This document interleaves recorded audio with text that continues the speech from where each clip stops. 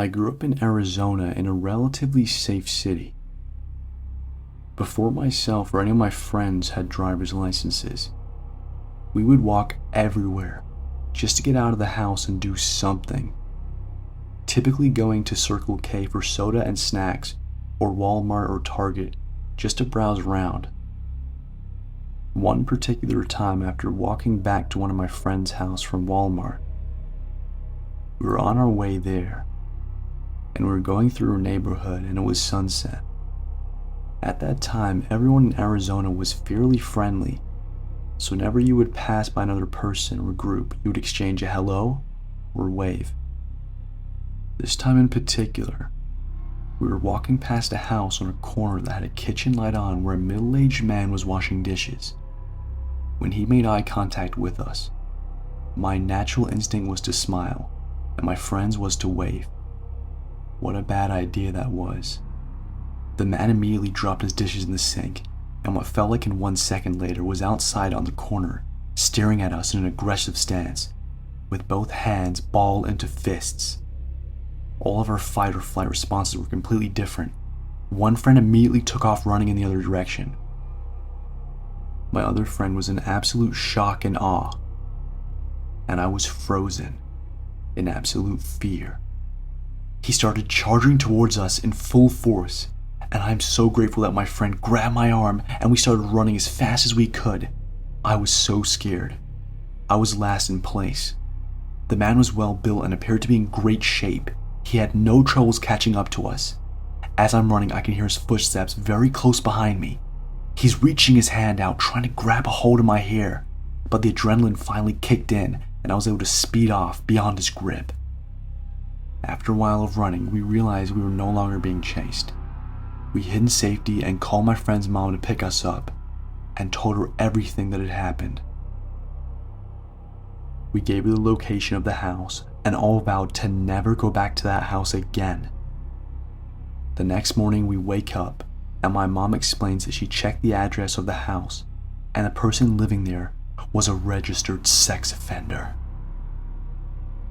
I'm not sure if it was explicitly because of this incident, but my friend moved houses shortly after. Our moms collectively agreed that we were never allowed to walk alone around any neighborhoods and that if we wanted to go out, a parent should be close by. I completely forgot about this until I was recently talking to my friend and she brought this up. I sometimes wonder what would have happened if this man had gotten a better grip on my hair, but I'm thankful to say that we got away unharmed. At 27 today, I now carry a pocket knife and pepper spray with me at all times. I'm a male 21 years old, and my girlfriend is a female who is 20. We decided to rent out an apartment for a month. The area was secluded, and after dark, everyone would mind their own business. Neighbors would hardly talk to each other, or even be outside in the evening. Our apartment was in a building with 4 floors, and each floor had a single apartment. All the apartments were very compact and built to be rented to students. The night we moved in, our taps ran out of water, so I went upstairs hoping to borrow some from the people living upstairs. I realized that 2 out of the 4 apartments were vacant and locked. The apartment on the 4th floor was lit from the inside, so I decided to ring the bell. But to my disappointment, nobody answered. Over the next week, we used to hear the sound of someone whacking a rod of some sort of metal, on the floor maybe, or some other object. This would start late at night, after 1:30 a.m., and continue for hours. Initially, we didn't care about it, but after some time, it got us intrigued. The sound was clearly from one of the apartments above us, but as I already mentioned, 2 out of the 3 were vacant for sure, and the 3rd one seemed vacant, but was lit from inside. I knocked on its door many times, but no one ever answered. The whacking sound was a daily occurrence, and on some very late nights we could hear someone climbing the building stairs. It seemed as if they were the only ones living in the building, especially during the day. And until the very late nights, we made up theories to convince ourselves that it was nothing. But the pattern of whacking was too irregular for it to be made by wind or something other than a person. It would start almost daily at around the same time. We would ask people around but didn't get any satisfactory answer. No one knew if anyone lived there. Towards the end of our stay, I saw a shady-looking man going upstairs during the day. I asked him if he was the owner of one of the apartments upstairs. He said he was, also including the one on the 4th floor.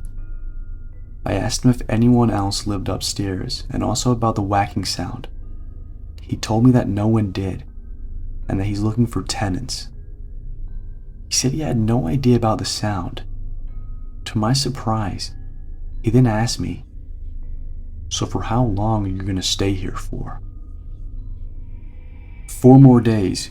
We're going to leave on the 30th of this month, I replied. He asked me if anyone else had rented the place for the next month, and I told him that I didn't know. So the strangest part is that for the next 4 days, there was neither the whacking sound nor the sound of someone climbing up the stairs late at night. However, my girlfriend's internship got extended by 2 days, and we decided to stay there. And just as I had anticipated, the whacking sounds resumed after the 30th, the day we were supposed to leave. I don't know what it was. I won't ever know.